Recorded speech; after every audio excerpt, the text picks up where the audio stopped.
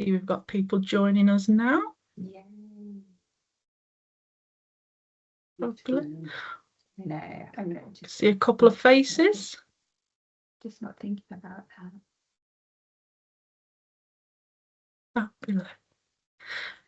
Hello and welcome to the first module of the Institute of Health and Social Care Management's Women in Leadership Development Programme.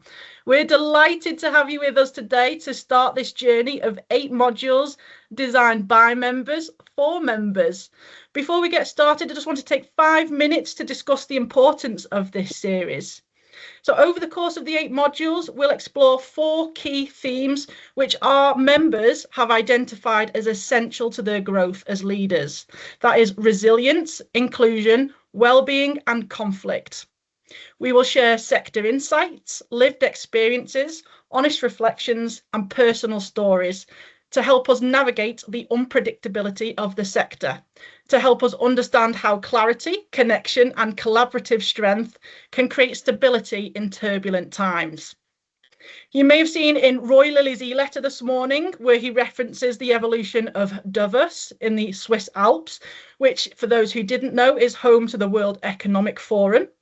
I mention this as it's akin to the women in leadership who are continually adapting to shifting expectations and complex landscapes. If you get the chance to read the article, Charlotte will pop a link in the chat box and I do encourage you to read it. Please, we also take a couple of minutes to introduce yourself in the chat box, connect with one another, and if you can, please turn on your camera. It'd be lovely to see your faces and get that connection in the room today. We also want you to feel comfortable, whether you're speaking or typing your thoughts, your reflections and your brilliant practices that some of us can pinch with pride. So we want your full interaction today.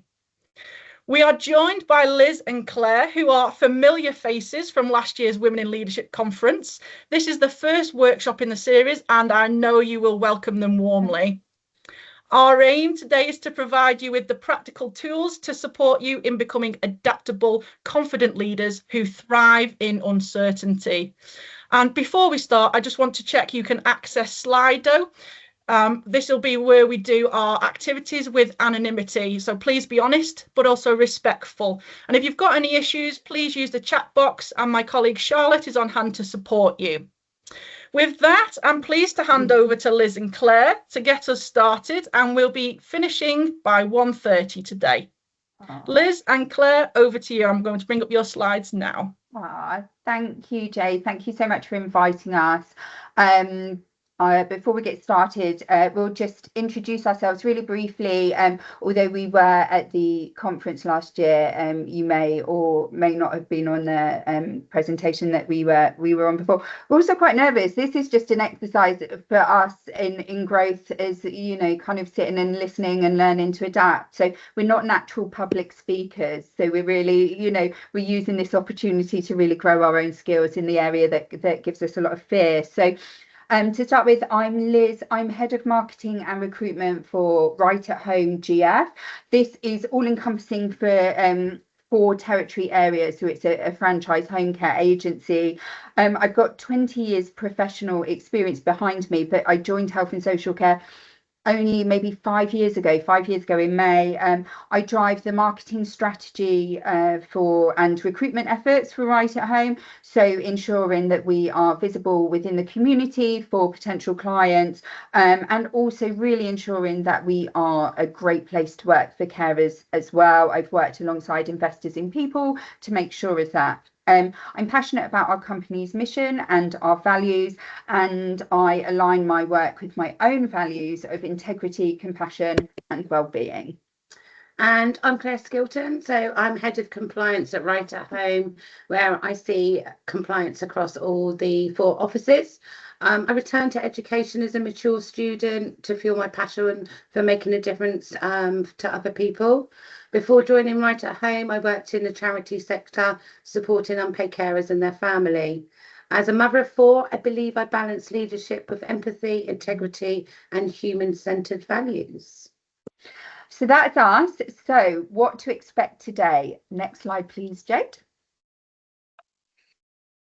So this session sits within the kind of Me, Myself and I series that we started working on last year. So it's really intentionally personal.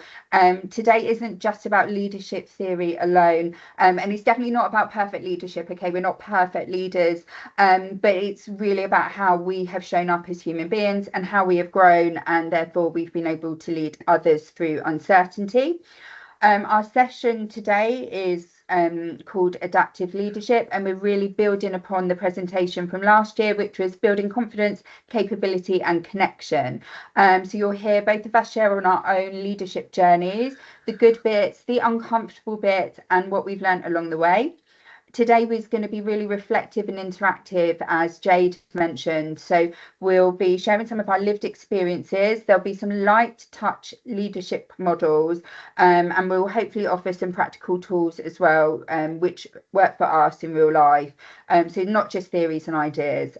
So we'll be using the chat, polls and breakout rooms where we can. Really want you to, you know, be having a two-way discussion with us as well. So it's not just us kind of talking to you or talking at you, and there's no pressure to share anything that you're not comfortable with though, and please just take from today whatever works for you. So next slide please, Jade. So like with all good presentations, we can have a bit of an icebreaker first up. So we're going to be using the word cloud. There is no right or wrong answer here. We just want your instinctive response. So feel free to add a word or short phrase in the chat or to the word cloud. What comes to mind when you hear the term adaptive leadership? So for me, for example, I think change and surprises. I always find I'm adapting like on the hoof, but you know, when I'm least expecting it. So yeah, it'd be great to hear from you what you hear when you think adaptive leadership.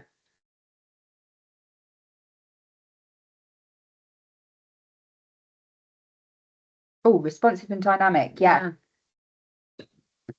Supportive. Yeah, I think definitely, you know, having that empathy, being able to think about the person, perhaps if it's a conflict or something like that, think about you know, how we can best support. I can see we've got some coming through on Slido as well now. Yeah. Sorry, there was a slight delay on my end in sharing that. No so we've worries. got flexible, listening, challenging, improving, supportive, resilience. I think that's complex.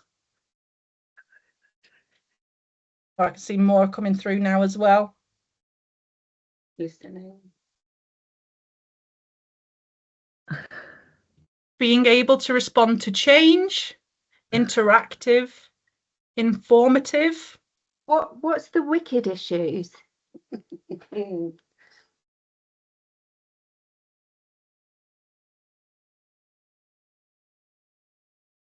We've got compassionate. I think that's servant leadership. Resilience coming through really big now. So lots of people typing in resilient.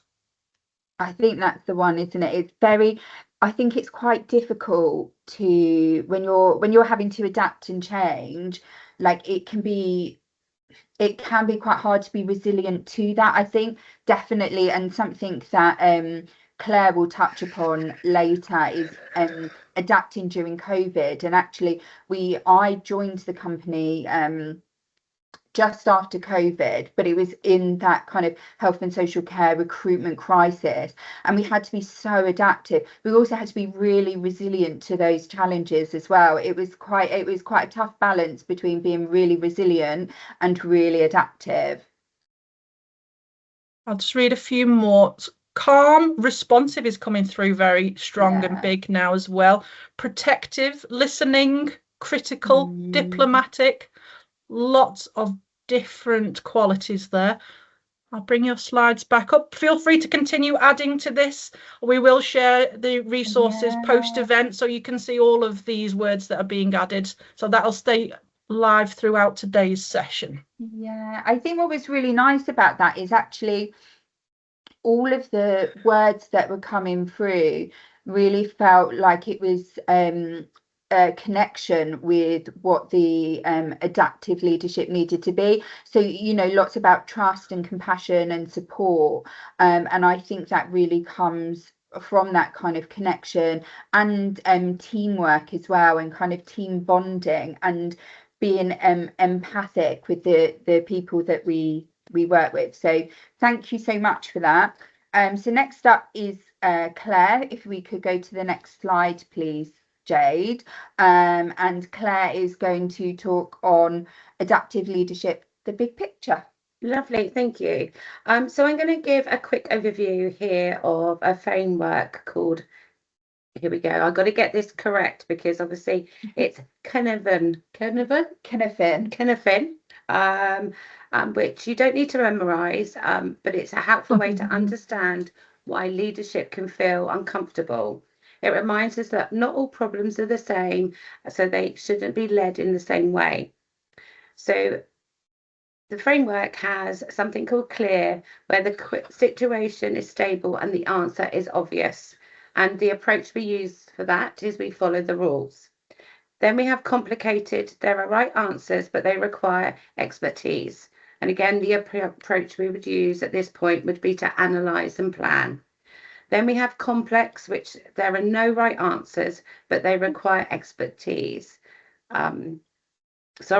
Complex. There's no clear right answer, and patterns only emerge afterwards.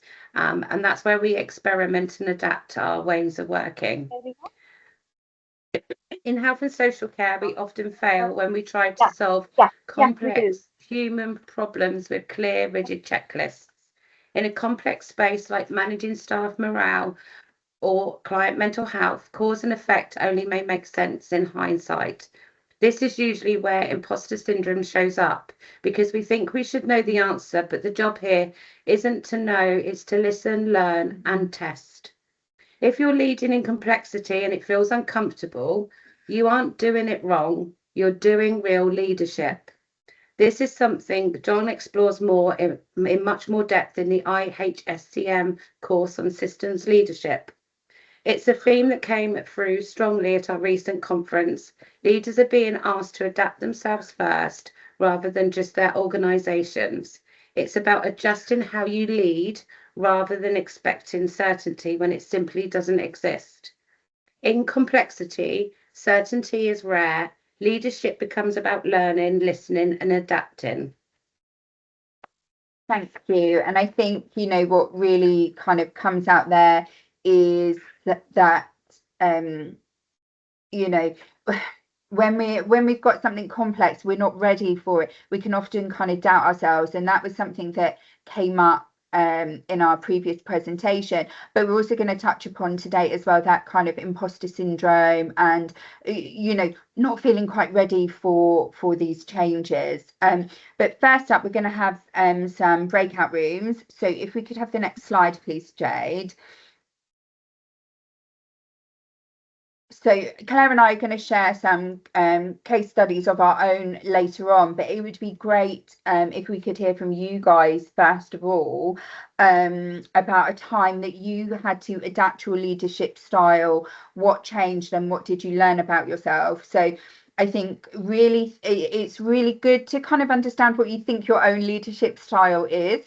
But then think about a moment when you didn't have all of the answers and then you were stepping into something new, or, you know, you weren't sure what the outcome was going to be, or you were responding to a situation that didn't go as planned. You know, what happened? How did you change yourself, and what was the outcome, and did it sit well with you as well? I think that's the other thing as well. You know, we've got our own values, but we want to make sure that when we're adapting, we're still working with our own values too. So yeah, we're going to break into rooms of, I'm not sure, but Jade's going to do that actually. We've got 8 breakout rooms, so you'll be split off into groups of 4. We've allocated up to 10 minutes for this activity, as it be the first time that you're meeting your fellow delegates. So please do introduce yourself, your background, get to know each other during that 10 minutes and think about those times where you've had to adapt your leadership. What was the challenges? What did you learn about yourself? What would you do differently next time? And what would be your advice to those in the room with you? And then we'll feed back after those 10 minutes as a wider group. So my colleague Charlotte has allocated you whilst we've been talking, and she's going to open up the breakout rooms now, and you'll seamlessly move to your group. Have a great conversation all. Great. Oh. Oh. Oh, go back. Oh, bye. Hello all, it sounds like you've been having some great conversations. We can still hear that you're unmuted. Wonderful. Welcome back, everybody. So we would like to take this opportunity to see if some of you would be happy to feedback and tell us about the emotions that maybe came up during your conversation. Is anybody happy to start this? Oh, just a caveat, although this is being recorded, you know, we won't, Jade has said she'll edit out this part of the conversation. So just in case you're a bit worried about sharing and it being out there for everyone to see, that won't be the case. So yeah, it'd be great to hear from each room actually what came up. Okay, so I wanted to just touch on imposter syndrome.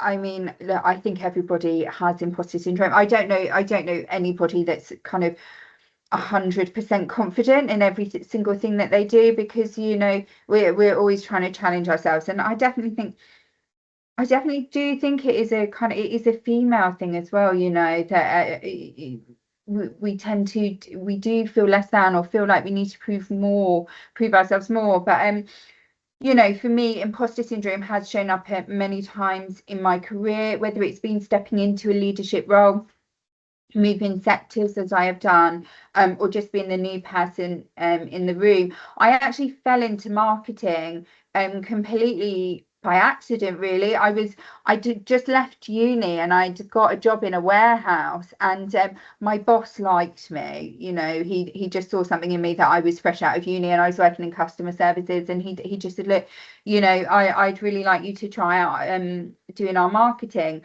And you know, he gave me a chance. And for the longest time, although he saw something in me and thought I'd be really good at something, I didn't see it in myself. And I really kind of felt like I had to bring more to the table to prove that, you know, I deserved a space in marketing, particularly when I'd got kind of promoted and then headhunted to another company to do someone else's marketing. You know, there was always like, I had always had this feeling like somebody might catch me out, like they might know the truth. And I think it's actually part of the human experience, like I've said. But I've never been comfortable with that kind of fake it till you make it. Like, I would prefer to show that I am vulnerable, or I'm not sure what I'm doing, or I'm, you know, trying to figure things out here, because I think really leadership is about honesty, you know, brutal honesty sometimes. I don't know what I'm doing here, but we're going to try something for the best. And I think actually that is where there is strength in leadership, where there is you know, feeling fear but still doing it anyway. And I think, you know, I had the same when I joined the health and social care industry. I'd been working in promotional merchandise and advertising, so something completely different. And I was 40 years old. I'd worked at the same company for 10 years. I'd worked my way up to director, you know, to the top of my game. But I kind of woke up just before I was 40 and thought, if I continue here, I'm not doing life right. You know, I need to be doing something more meaningful. And you know, I joined Right at Home, which was a great step for me in terms of our values aligning and our ethos, and, you know, wanting to do something great for the community. But I definitely still had that, like, I've got to prove myself, because, you know, there were people that work for us that have been with the company for like 10, 15 years. There are people that have been, you know, they're in their late 50s and they've been working in the health and social care sector since they left school. There was definitely that. I definitely had that feeling of like, I am a fish out of water, you know, and that lasted for quite some time, to be honest with you. I think sometimes actually I've still got it, but what I do try and do now is recognize imposter syndrome for what it is, and that it's a sign that I am growing, and that I'm learning, you know, that I don't have all the answers. And like I said, you know, it's about adapting. It's about always being teachable, you know, even when we make mistakes. And so I don't let it walk into the room with me. So I lead from honesty rather than pretending I have it all together. So I think really for me, what I'm trying to say with that imposter syndrome is that adaptive leadership often means acting before you feel ready. You know, it's not often that you have a challenge come your way and you think, well, I've been perfectly prepared for this. You know, quite often it's when a challenge comes, it's like, oh, I've never had to do this before. So actually going into a situation and saying, I've never had to do this before, but I've done something similar, or I've got this experience, or this is where my instincts tell me to go, I think is really important. Thank you. Can we have the next slide, please?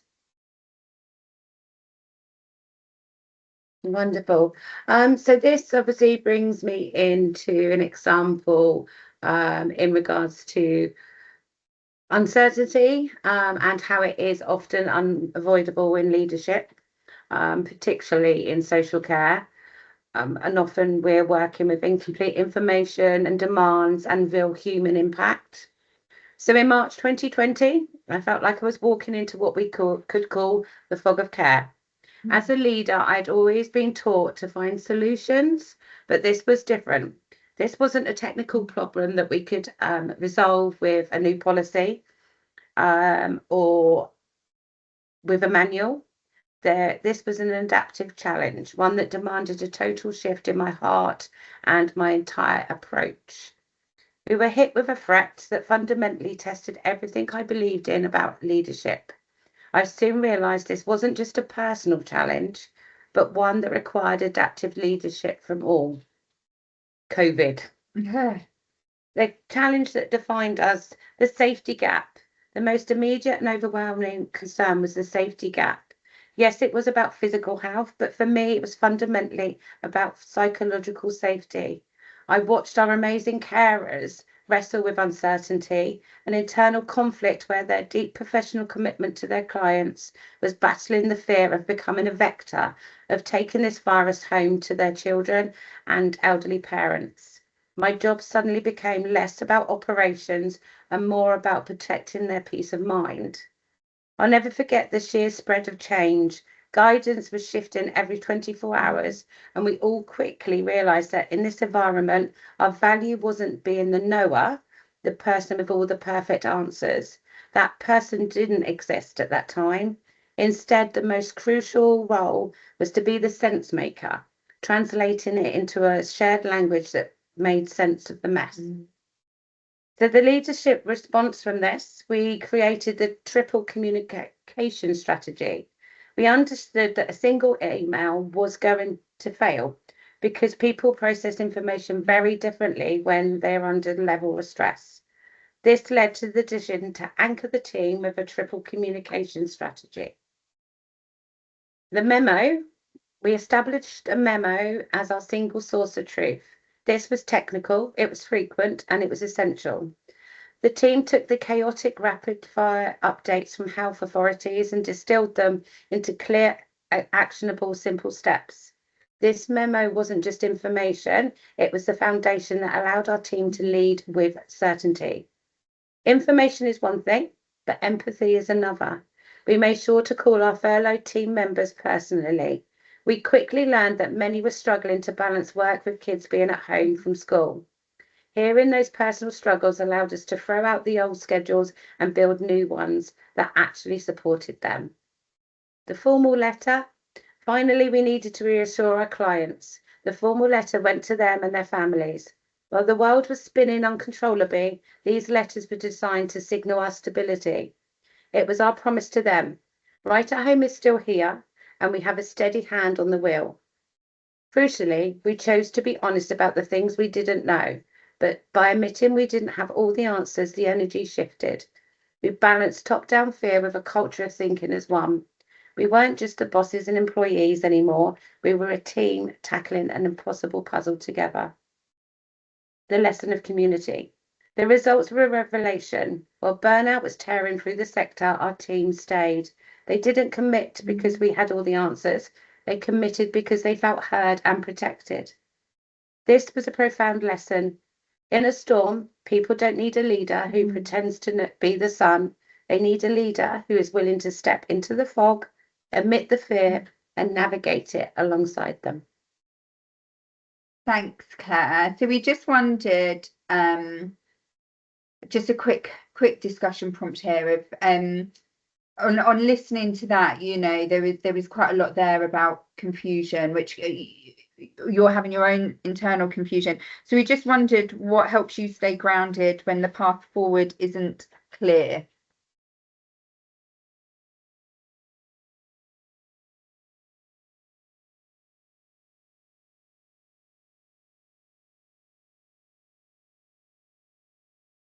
Yeah, Chloe. Hi, thank you. And thank you for sharing. There's a lot of what you just talked about that really resonated, both from my memories of that period of time, but also Robin shared some of what we're experiencing at the moment, going through yet another organisational change, and that uncertainty and confusion and complexity is pretty much always there. I think, to specifically answer your question around what kind of helps and keeps you going and that sort of thing, it's things like this. It's having other people you can reach out to who have that empathy and can relate and understand and support you. But also, and a couple of other people mentioned it earlier, it's about having that time for yourself and making sure you're looking after yourself. If you're not doing that, then you cannot support your teams as well as you want to. So it's that sort of two-pronged aspect of looking inwards and outwards and finding that balance. Thank you. Oh, yeah, thanks, Chloe. Anyone So we've else? got a couple of comments in the chat linked to imposter syndrome. So Sue says, completely agree. I worry more if people say they don't have imposter syndrome. I think they might be psychopathic if they don't. That's actually what I believe. And then a follow-up to imposter syndrome being a key factor, which Sarah, apologies, the team talk about their inner critic. Can we find then the volume to turn up our inner coach? Yeah, honestly, you know, the inner critic, the life scripts that we give ourselves, you know, and I hear it in my team, and sometimes with this, you know, I talk the talk, I don't walk the walk, because my inner critic, I mean, gosh, it's like I hate myself, but I hear it from other people as well, and I'm constantly, you know, having to cheerlead for other people. I would love it if we just found a way to just switch it off. And maybe when we're talking about tools later, if anyone's got a tool to turn off that radio, that would be yeah, that would be fantastic to share. Please do. And then Jenny has a comment. I think it's remembering why we are doing this in the first place. And I do have a question for both of you and for our audience as well. And it's going back to your statement about adaptive leadership means not being ready, but trying to do it anyway. We might not get it right, we might get it wrong. It's learning how to overcome these challenges. And that's why we're here together today, to learn from each other. So when you haven't got all of the information, and Claire, like you said, in the times of COVID, how do you navigate those situations? What are some of those top tips? So a question to both of you, but our audience as well. How do you navigate the unknown? Well, it's a deep question, and I know you're going to draw on it later on. I know. I think like our next slide, the pause, sense, respond, that is probably really helpful, because I mean, I talk about pause, sense, and respond. I'm going to tell you, and Claire would tell you this as well, I react quite quickly to everything, and it's not always right. You know, it's a bit of a defect of mine. I am really reactive, even if I don't have all of the answers. But I find that when I pause, usually a lot of the time the answers just come themselves, you know, rather than me trying to fight for them or trying to fight for the control. Someone said break things down into smaller tasks, and you know, that's very, because quite often if we've got a big challenge coming up and we don't know, it can be really overwhelming, and it can be hard to see the real picture and how to respond when we've got like everything unknown. I think it's worth saying as well that we're not leaders, we're not individuals. We should draw on the support of our teams as well, and listening to their answers, their problem solving, and coming up with a solution together as well is also important. I can honestly say that at some points I've had an email that I want to respond to, and I've actually gone to Liz and she said, okay, just stop. Don't respond yet, because obviously you're in that moment where you just want to fire back. Write it out and wait 24 hours. That's quite often my thing. And I think you can, we will be there. As Fee says as well in the chat, it's remembering that it's not your job to fix everything. Try to prioritize the things you can influence and change, and then find peace with the things that you can't. And Jenny follows 100%. That up with remember your values and keep yourself grounded as well. I think that's a great point to pause for the time being. I'll bring back your slides. All right, cool.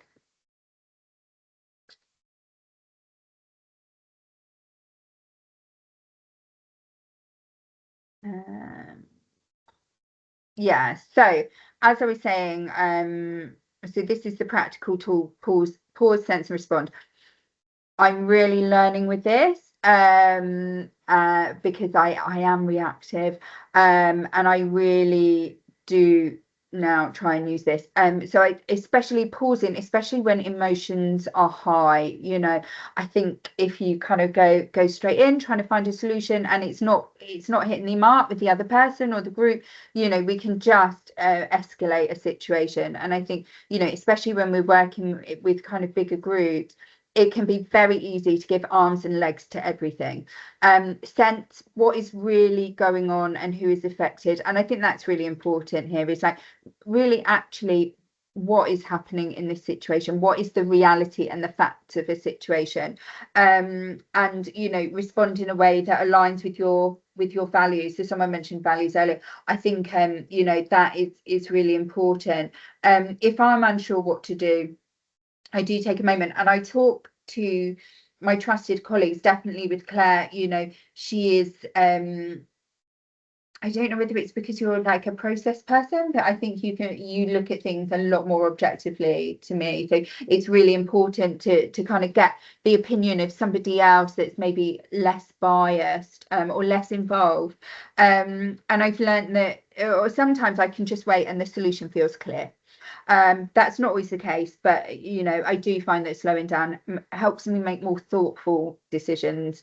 And I think I try and find a way that leads with my company values and also my own values, because I think, and this is really important, is that if I go against my own values, or I feel like I haven't used integrity in what I have done, or maybe just maybe gone against what I think is right, I get that kind of, and the only way I can describe it is like that icky feeling, when kind of something hangs on and that you haven't done, that you haven't done the right thing, or your motive maybe wasn't quite right. And so I think if you can leave a situation without that icky feeling, then you've done the right thing. And I think the other thing is, when you're in a situation with other people, it's actually asking them what they think or what they would like the best solution to be.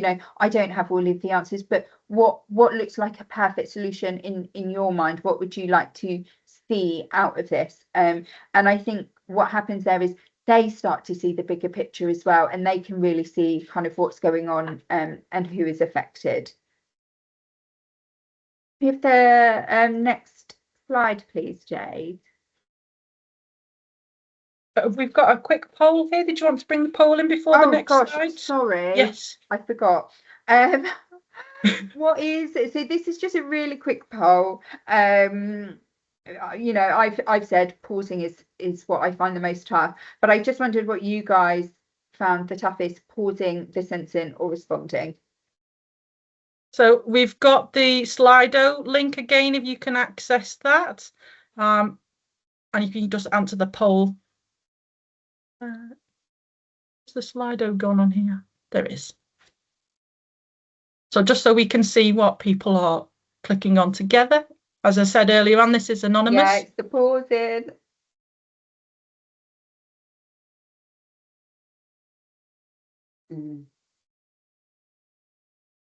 Oh, it's definitely the longest. I think we're just, as leaders, we're so like results driven, solution driven, that we want to find that solution and equilibrium as quickly as possible. And I think sometimes not having that and sitting with that can actually feel so uncomfortable that we kind of move things faster than they need to be moved, so that it feels less uncomfortable. Thank you. We'll jump back. Don't have the time. Yeah, we also feel we don't have the time to wait.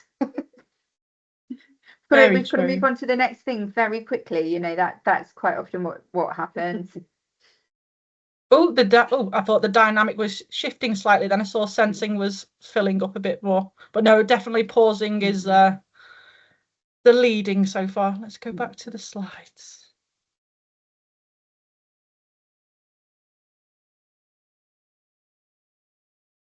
They should be up now for you. Yeah, perfect. So it's just, oh yeah, it's coming through.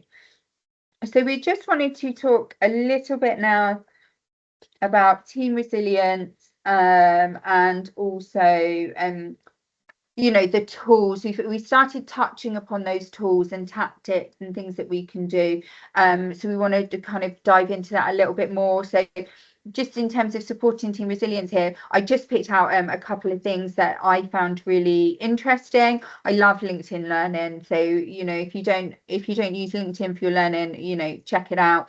A gratitude list template is on there, and a wellness action plan. I'll kind of talk about those in a second, but for me, I believe that company culture comes from the top. I've seen what happens when leaders behave badly, and God, I've been on the receiving end of it, and it's horrible. It is horrible. But not only that, I think the wider team can quite often believe that behavior is acceptable, and they start acting like it themselves. You can see it with kind of gossip and stuff. So we really try and have awareness of that. So I think, and it's that awareness of who I am and how I behave and how that affects people around me is what I carry into the room. Because when we lead with kindness and self-awareness, we create capable teams, and we create cultures where people genuinely want to do their best. Yeah. Resilience isn't about pushing through at all costs.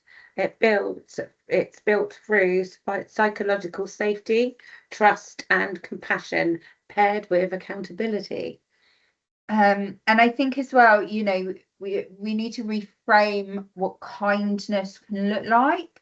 I think it's not always about being soft.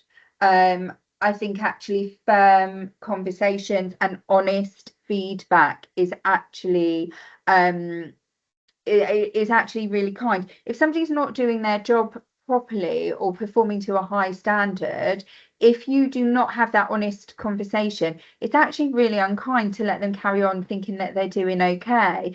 And I think sometimes, as hard as they are, even dismissals can be really kind. They're the kindest thing to do, and to say to somebody, this isn't a good match for you. You are not performing, even though it's horrible at the time. But actually, the kind of I have to do. I do quite often. I am the person that does the dismissals in the company. I think because I have this attitude, people think it comes easy to me. It doesn't. But when I say to people, this isn't the role for you. However, this is where you could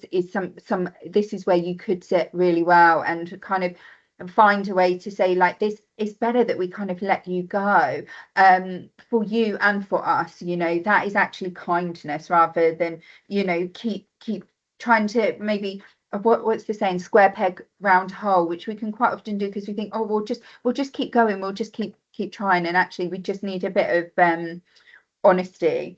And I think that resilience it's not about like, I'm resilient, I'm tough, or anything like that. It's about trust, safety, and clarity. I think that is really important, being clear with people as well. Next slide, please. So we're going to have some reflection time. Again, this is about kind of tools that we can use and we can take away. So this actually came from the previous presentation where I shared my own toolbox of practices. These practices, you know, they're like muscles, they need flexing. But I said at the time, and I'll say it now, I sound very twee, but I really do this. I would start the morning with a coffee and 10 things that I am grateful for. It sets up my day, it reframes my mind. We can often go into, what do I lack, what do I not have, what does someone else have. I am grateful for the things that I am grateful for, and my morning routine is essential for me. It's even if I'm doing the same thing as my partner that day, I have to get up half an hour before him so that I can have some peace. You know, I need that peace and quiet in my time. I always really try and tell people when they have done a good job, you know. And I think as well, I ask every person that I see that day, when I see them, not like strangers on the street, but in the working environment, how they are. I find that people really open up to me, and I think just that genuine act of you know, asking how somebody is, it builds confidence and connection. So for me, that, you know, it leads into that confidence doesn't come from certainty, but from the consistency, the honesty, and the values. So we thought it would be good that maybe you guys could share a practice that you could introduce tomorrow to strengthen your team's resilience or your own resilience. So whether it's gratitude practices, you know, strength spotting, or clear feedback as kindness.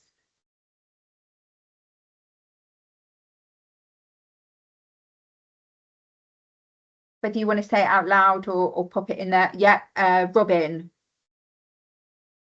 Thank you. Chloe's going to laugh at me now with what we're about to share, but I think that connection bit is really key. And I think recognizing that we're actually all humans that have things that we like to do outside of work. And sometimes when we come into the office, we're, you know, 9 to 5 sitting on calls on Teams all day, and it just feels so counterintuitive. And so I always like to talk about, like, you know, things that I've watched recently on TV, you know, like, and my TV taste is wildly different to Chloe's, but it's just like bringing that human element back to it, you know, like if you just sat, because, you know, I've been on meetings since 9 o'clock this morning, I haven't spoken to anyone, which is probably why I'm speaking now.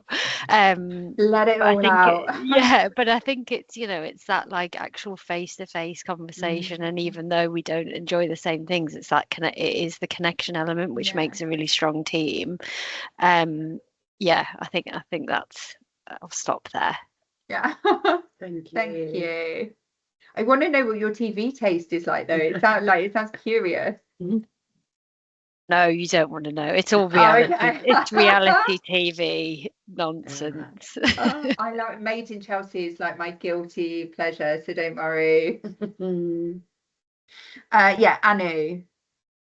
Hi, thanks, Liz and Claire. Really enjoying this and the different viewpoints. Really great to be here. Thanks. Just to add on to Robin's points, again, as I think somebody mentioned earlier, I'm at IHSCM England, where we're going through a lot of change and uncertainty. And I found it quite strange that in our immediate team, no one's been talking about the change program and things. It's just been like burying our heads in work and getting on with it. And I thought, oh dear. And you know, we've started various, you know, the process is, you know, it's moving along, and I don't think we need to spend time on it because it's a difficult subject. But what I did was I thought, okay, and I emailed our team lead for a team meeting and proposed, why don't we do something? There was a meeting, we have a monthly meeting with the whole team. Why don't we do something on personal leadership and resilience? So quite related to what we're doing today, talking about. And he came back with, yep, put in a slot tomorrow, the next day. So I had to quickly put some slides together. I thought, I show some personal leadership. And I think it was only for like 15, 20 minutes. I thought, I don't want to be talking for that time. I'm trying to work on my own resilience. But I think what helped others was I just looked at something and put some slides, and I actually had some mentee polls. How are people feeling about the program? And it was interesting. They were surprised. Some of the kind of senior managers in the team were surprised that people were feeling uncertain, and it was just nice to have that space. And I brought in that human element. What can you do each day just to manage your own well-being? Because if you manage your own health and well-being and how you're dealing with all this, it improves how you are with others. I've been reading about that as part of adaptive leadership, and I'm happy to say that it's something I really got into. I think Robin was a bit not keen, but in terms of telly, I thought it's an easy one. The Traitors. I'm just loving it.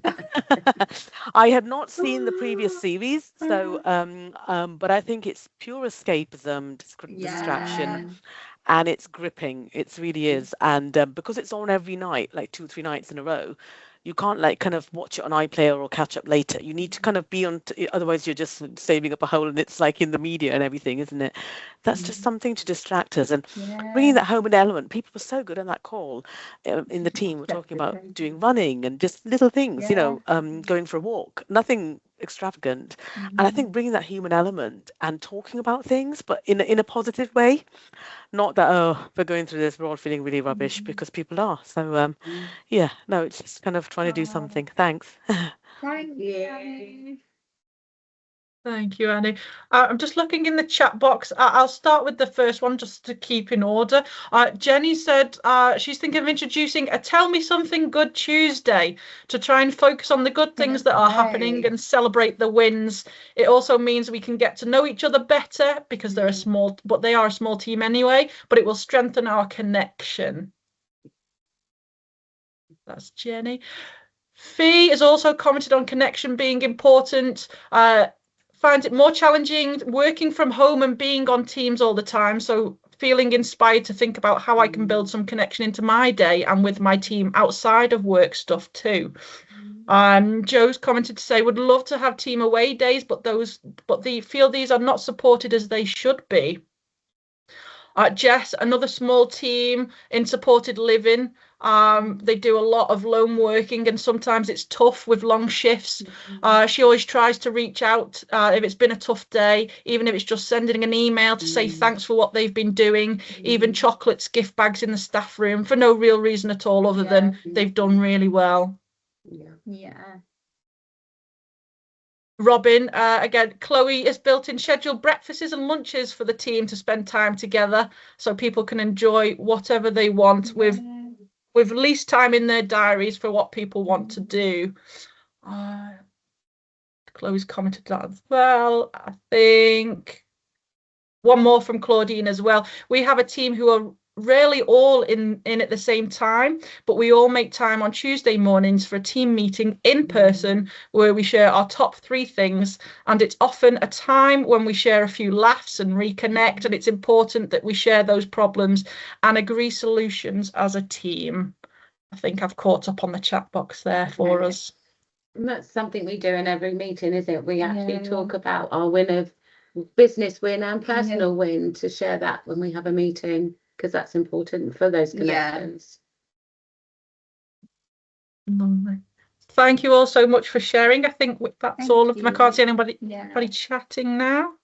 I'll bring your slides back up.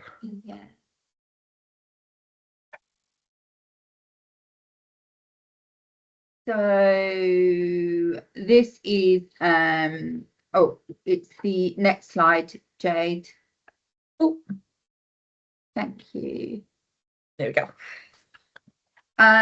So this is just a couple of case studies, one from myself and one from Claire. This is fairly recent, and I've touched upon this earlier. So I have my direct team, and do you know what? They're great. They are really great women. They are high performers. They have always had positive attitudes. They've been with the company for a long time when we've had quite a high turnover of staff. So, really fantastic. And then I think it was towards the end of summer, each person was coming to me individually about one person in the group who was actually just being very negative in various different ways, but it was that it was becoming toxic. And then other people in the office could see it as well, you know. And I'll be honest, I this was all new to me. For me, I've always led my team in how shall I say? I want to say like friend. I've never had to kind of toe the line. I've always been able to just nip things in the bud, you know. And I tried speaking just directly to each person, giving them advice.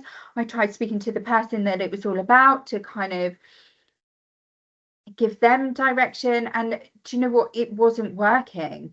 What I was doing, the behavior wasn't stopping. In fact, it was getting worse. And I actually, this was a time where I did take a moment to pause. I spoke to Claire, I spoke to one of our other registered managers to see, you know, how they would deal with it, particularly you know, people that have got kind of larger teams than I. And I had to change my whole approach. And I got the whole team into the office, and I had to say, like, this is not good enough. And actually, attitude for me is just as what's the word I'm looking for? It is just as emotive for me as poor performance, you know. And that it's everyone's responsibility. It's your own responsibility, the energy you bring to work each day. And it felt hard. Yeah, and you could see that I was nervous, because I felt nervous kind of delivering this. But when I spoke to a member of the team who I really trust, who was in that meeting, and I said, how did that land? Did I get my point across? And they said, you could see you were nervous and you didn't want to be saying what you were saying, but that actually carried more weight, because it was obviously really important to put yourself out there in such a way that made you feel uncomfortable. And since then, you know, it took a little bit of time, but it's been so much better. And actually we have been able to pick up on some of that. Or, you know, maybe that person is still feeling very negative about work, but in which case that's for them to kind of resolve, as long as they're not bringing it to the rest of the team. So that is my kind of case study of adaptive leadership, and I know Claire's got one as well. Okay, so I'm sort of taking it back a little bit. So as I mentioned at the beginning, I returned to actually college and then university as a mature student. So I was at a crossroads in my life. I was a mother of 4. I just lost my nan, who I was caring for, and my youngest child started school. And I had reached an adaptive challenge. I had the choice to stay in comfort of what I already knew, or adapt into the professional I wanted to become. The journey wasn't just about getting a degree, it was about rewriting my own story. So returning to the classroom felt like a risk. It took me a lot of courage to be a beginner again. I battled with my sense of worth and the fear that I had started everything too late. But I soon learned that in leadership, vulnerability is a strength. So every assignment I turned in was a victory over that doubt I had in myself. And the experience has taught me to hold steady in my role today. So when things get difficult, because I know I can find the strength inside me, even when I'm shaking, like today. So my social work degree, it taught me the theory, but my life taught me the connection. By reflecting on my own history, I realised that we cannot lead others if we don't understand ourselves. In my role now, this allows me to build authentic bridges with clients and families. I don't just see a case, I see a person navigating a difficult chapter. My connection to my own struggle is what allows me to lift as I grow, ensuring that my leadership is always rooted in compassion. And today I still carry the journey I had. 2011, I actually graduated, but I carry that journey in every care plan and every team meeting I hold. My greatest takeaway is that adaptation is a mindset, and I treat every challenge as a school day. One of my mantras, everybody will often hear me say, is every day is a school day. It's an opportunity to learn something new about a client, a colleague, or myself. And I feel I lead today with the belief that my competence as a leader is only as strong as my compassion as a human being. And I feel it's also never too late to thrive and embrace the story that made you. I just wondered if anybody had anything to reflect back on that. Maybe there was something in there that resonated. Yeah.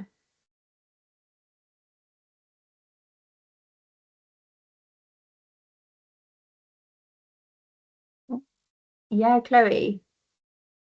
Thank you. I put it in the chat, but the thing you said really early on in what you were sharing about the energy we bring to work is our own responsibility hugely resonated with me. There's a couple of people in our team who are really impacting on everybody, and it's their place that they are in at the moment. Absolutely, we need to work and support them, but also help them perhaps realise the impact they're having on everybody else as well. And that takes back to the thing you said earlier.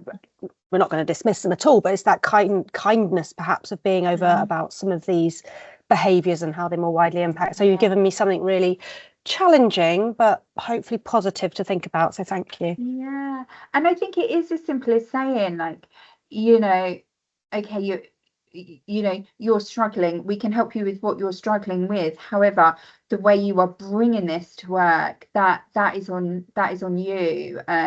You know, and I think we can all get in a bit of a rut at work, or, you know, not every day is perfect at work, you know, it's work, but it's how we come forward, and we don't have to be all, you know, all the time, but I think, you know, is that we don't have to drag everyone down with us either. And I think it's having that feedback and having that, and I know from our experience, you've given me feedback that maybe was a little bit negative. However, the way it come across, actually, it's helped me learn, it's helped me build, and actually, I am grateful that I can go to Liz and go, once we press the off button, that was rubbish, you know, and she will be able to give me that feedback where I need to learn, and having that within the team is just an amazing feeling. And I think people would appreciate it if it sort of is not, it's top down to the rest of the team. Thank you both. Nafissa has commented as well that mistakes are not mistakes, they are a learning curve. That's a lovely little anecdote. And they are just about being human, you know, we're not perfect. It's okay. Yeah. We've just got our final slide then, I guess. Oh, 2 minutes. Fee's just quickly popped a message on before I bring that up. It's about be what you want others to emulate as well. So be that role model. Fee's put in the chat box about a video that she's seen of a mum doing a dance, and then the kids in the kitchen start doing the same. Sort of you copy what you see, don't you? So be that role model for people. So if you want feedback, give feedback. Yep. Oh, I've just realised I've moved the slide along without sharing it. Apologies. There we go.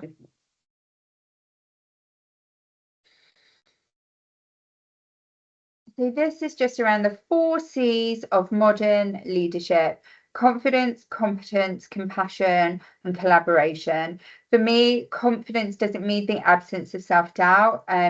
It's choosing to lead with courage and authenticity, even when you don't have the answers. We talked about this all along. We just don't have all of the answers, guys.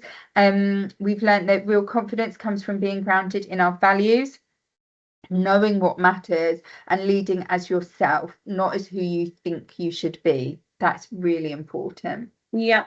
And for me, leadership today is about pairing competence with compassion. It's about learning continuously and leading with heart, and recognizing that strength and empathy aren't opposites. They belong together.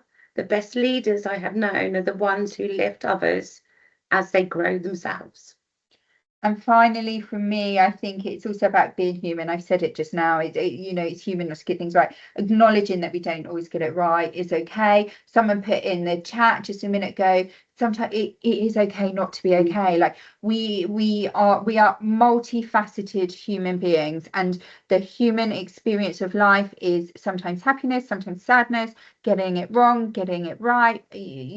We're all of those things, and we're not just leaders. We're women with families, with partners, with lives.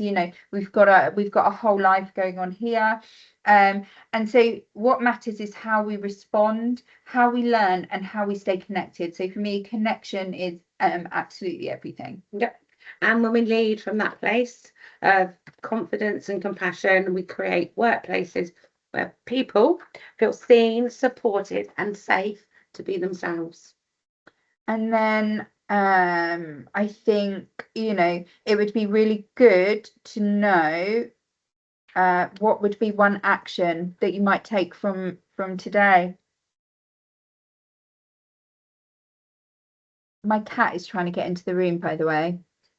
She's a little bit distracting.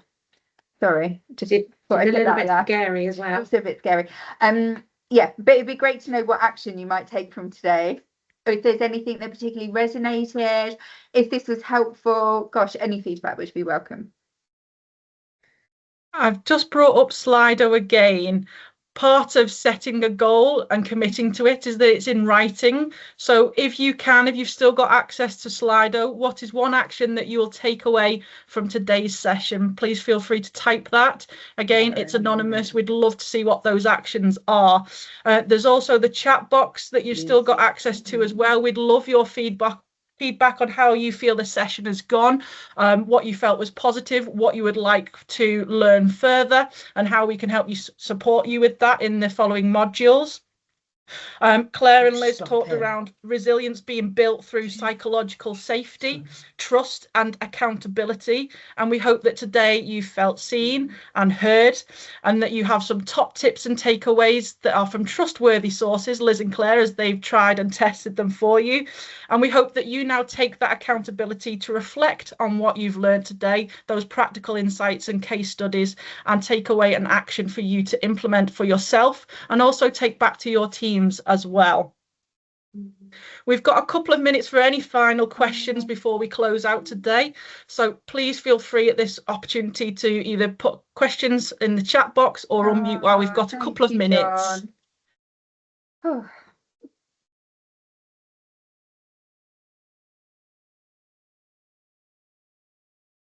think I've still got the Slido up, haven't I? Can you see? Yeah, lovely that's filling up. Fabulous. Yeah. I'll just read a couple of them out. To reflect before reacting. So that goes back to that pause, sense, respond. Adaptive leadership. So look at those personal case studies to help support other leaders. Feel more confident. Give more time to listening. Look at the resources that you shared, particularly the LinkedIn ones. Take forward the conversation about the energy we bring to our work is our own responsibility. That was one of the comments in the chat box. Fabulous. I'll close the Slido down for now, but it's still running in the back end. So if you've not had the opportunity yet, please do put your actions on there. Feedback in the chat as well. That'd be fabulous. And just, from Claire and myself, thank you so much for being here, being really open and also really engaging. We were very nervous that maybe we'd ask questions and people would just kind of be quiet and a bit of tumbleweed going through. So it's been great that you've engaged with us. We really appreciate it. Yeah, and it's another skill that we sort of add in, and hopefully the confidence will grow as we do more and more. Yeah. Well, a huge thank you, Liz and Claire, for kicking us off with this first module of the 8-part series, for your energy in the room today as well, and for sharing your personal stories of resilience. We look forward to seeing you all on module 2, which will take place on the 12th of February. We'll hear from member Dr. Claire Mould, building on resilience, looking at models for personal stress management, how to build in daily habits and embed these into your routines. As I said, we'd We'd love your feedback on this session in the chat box before you go, and then feel free to leave. Enjoy the rest of your day, and thank you again for being part of this programme. Thank you again to Liz and Claire. Thank you guys. Big well Thank you done. so much. Thanks everyone.